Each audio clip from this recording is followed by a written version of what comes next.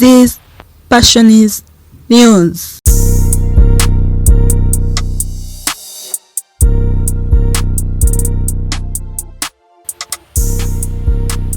Reka mbifurize umunsi mwiza, mbifurize igitondo cyiza, mukomeze mugubwe neza muri hirya no hino mu bice bitandukanye. Uyu munsi ni umunsi wa Noheli. Umunsi wa Noheli ubona ko ari ibintu byiza abantu bawiteguye rwose. Urabizi ko ku munsi wa Noheli abantu basa neza, bagiye gusenga, abandi mbese bagiye gusura imiryango. Mbese iminsi mikuru ni iminsi iba yitezwemo ko imiryango yongera guhura, abantu haburanye bagahura bagasurana, kuko ni ibintu byiza. Rero uyu munsi ni wa Noheli, mbifurije kugubwa neza no gukomeza kuryoherwa n'ibyo murimo, ndetse no kubana neza, ndetse no mbese mwishimire ku byamugezeho. Ni ukuri rwose ndabibifurije. Uyu munsi rero tugiye kuvuga ku gitaramo cya Mbonyi. Nk'uko tumuzi, Mbonyi ni umwe mu basitari, twavuga ko ni abasitari nyarwanda bahagaze neza muri kino gihe muri uno mwaka.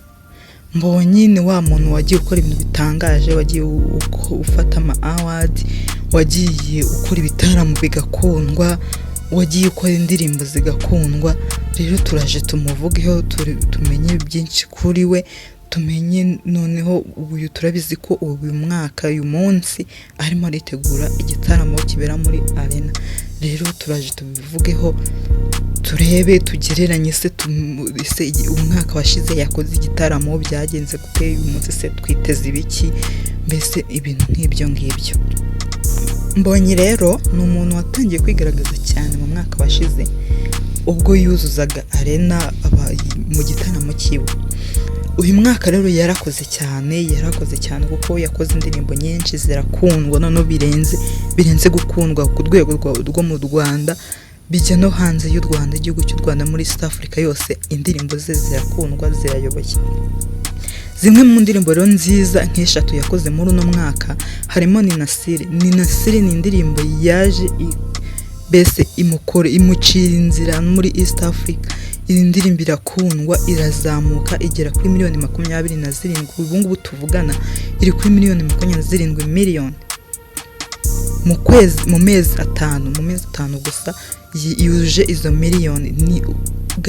Ni ibintu tudasanzwe tumenyereye kubona umuhanzi nyarwanda yakoze indirimbo ikagera zino miliyoni muri ano mezi yonyine.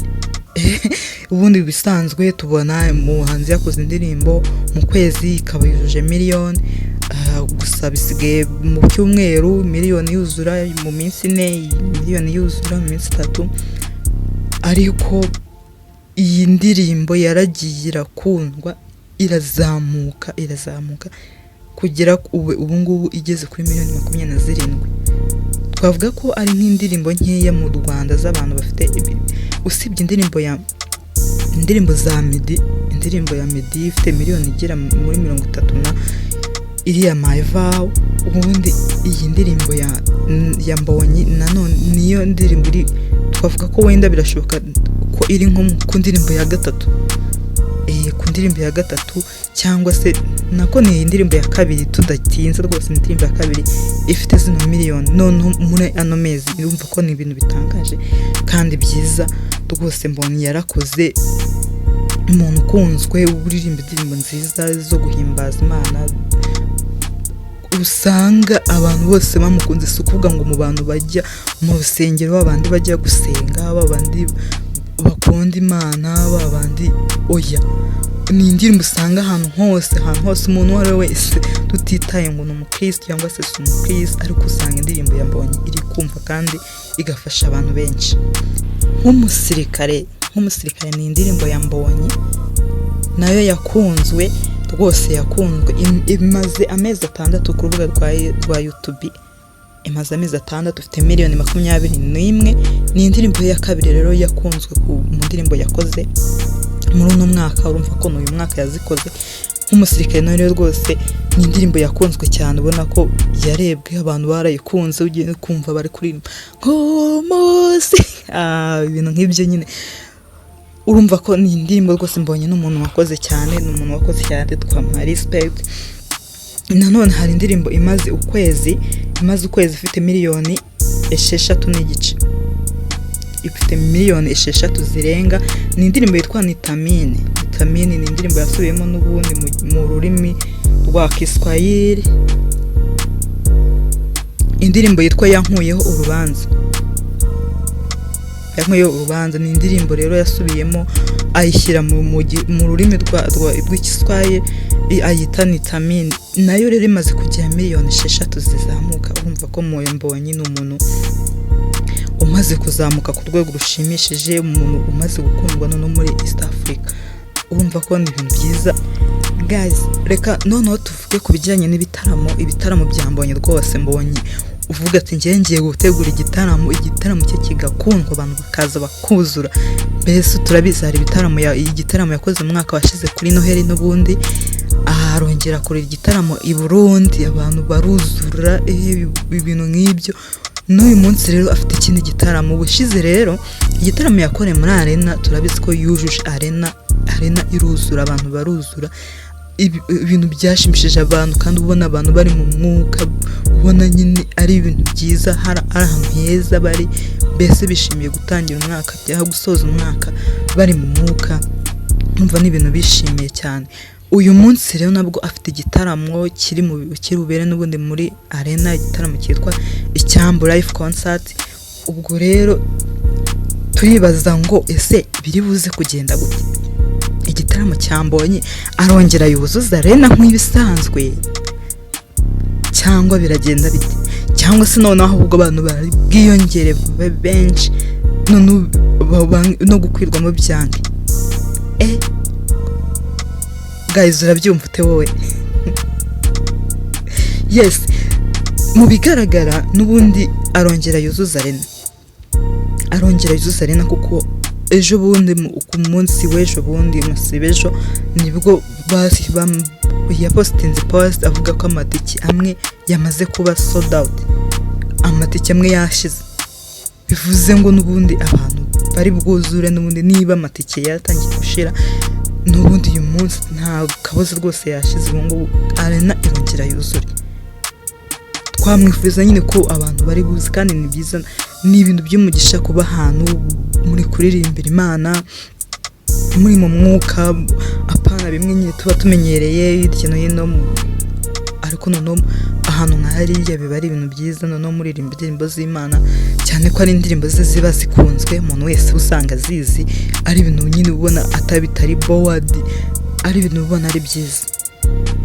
yes, rero ubu n'ubundi twitege ko mu mwanya uri buze rwose hari n'iri bube yuzuye, turaza kureba, mbese twese tugiye twishimire kuba hamwe nawe nk'umuhanzi wacu dukunda, nk'umuhanzi wacu ukora ibintu byiza, ukora indirimbo nziza zidufasha twese, zikadufasha ku mitima.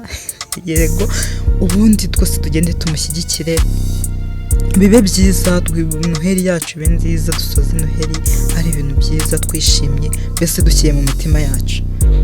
tuvuge ku kijyanye n'amatike yo kwinjira muri kino gitaramo cya Mbonyi.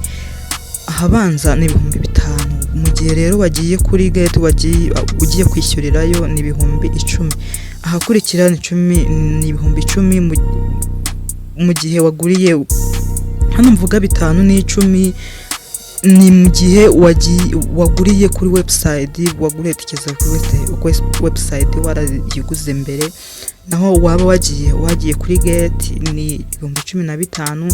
ahakurikira muri Diamond ni 15,000, n'ubundi waba wagiye kuri gate ni 20,000. itike yaho ya nyuma ni 20,000. urumva ko ni ibintu bitagoye, ariko ni 20,000 mu gihe wayiguze mbere. waba wagiye kuri gate ni 30,000. urumva ko ntago ari ibintu bigoye. noneho tuvuge ko kwa kundi nyine uvuga ngo aya mafaranga ararenze, ntago nabasha kujyayo.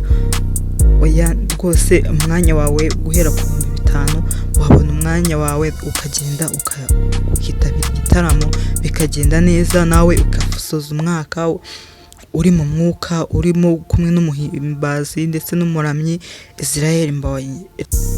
ubundi mbifurize gukomeza kuryoherwa n'iminsi mikuru, umunsi wa Noheli ubu ndetse n'umunsi w'ubunani nuza turi kwitegura nawo nyine dukomeze kubifuriza kugubwa neza ndetse no kubifuriza gusoza umwaka neza, dufata izindi ngamba zo gutangira undi mwaka, tuvuga tuti tugiye gutangira umwaka bimeze gutya, mbese uyu mwaka urarangiye, hari ibyo tutakoze, ibyo tutagezeho, ubu ngubu noneho tugiye gutangira tumeze neza.